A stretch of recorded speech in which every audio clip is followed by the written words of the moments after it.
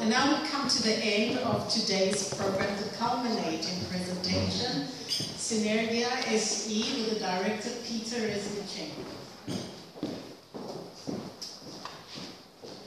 Ladies and gentlemen, today I am going to give you some facts and examples about business in Ukraine.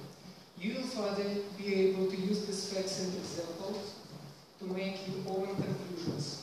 I plan to be brief and take about 10 minutes of your time. Recently, I'd like information prepared and released by company Nixon in 2014 about the development of private label business by country. Switzerland takes the leading place in this segment of the world business. You can refer to Wikipedia or Nielsen.com to find out what private label is. I will just briefly explain that these are businesses that use Swiss brands to produce various products on production sites in other countries. As an example, Swiss companies operating in this area interested in finding such production sites. Production sites in Ukraine are the only things which have always been and are still available for developing business. They are not being used at the moment to their full potential. Sometimes they are not producing their own high-quality products, or some of them don't produce any products at all. They do not own their own brands. Such production sites can be found in the following areas of business: grocery, confectionery, machinery, for example, cables for the automobile industry, spare parts for the automobiles, production of plastic, leather, chemicals.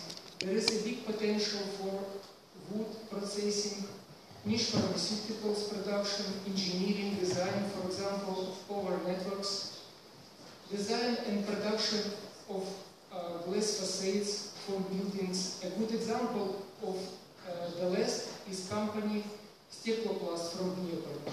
They won a tender to design and build such a glass facade in the suburbs of Paris. Besides, there are also production sites which produce agricultural chemicals and food for animals. In Vinnytsia, for example, there is a production site for growing and freezing vegetables. Thus, Swiss companies may be interested in using Ukrainian production sites to produce and sell products under their own brand names and sell them either in Ukraine or in other countries. I would also like to give one more example of a Ukrainian company, Odeprolesok, which produces multi-probiotic and is ready to increase their production 5 times without additional investments in production. They hold various patents in this area.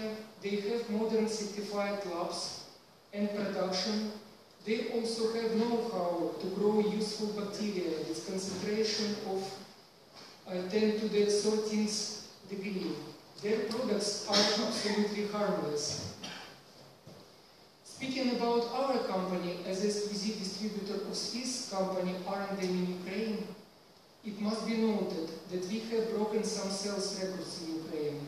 We have occupied a leading position on the Ukrainian market. We have also closely cooperated with Russia, Belarus, Moldova, Kazakhstan and Turkmenistan. We are still selling to these countries. I have been to each of these countries more than once, and I can say that Ukraine has the most productive market. Although it is the second after the Russian market by volume, it has become the second motherland for our Swiss company. 10 years ago, before the financial crisis, due to a large infrastructure cable project, we achieved such a high turnover in Ukraine that we overtook the German market and became second R&D market by volume after Switzerland. In large industrial production sector, we supply Swiss equipment for infrastructure and data centers.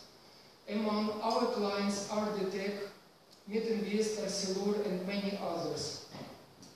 Perhaps some of you present here will see an opportunity in the fact that the Ukrainian army is now applying NATO standards.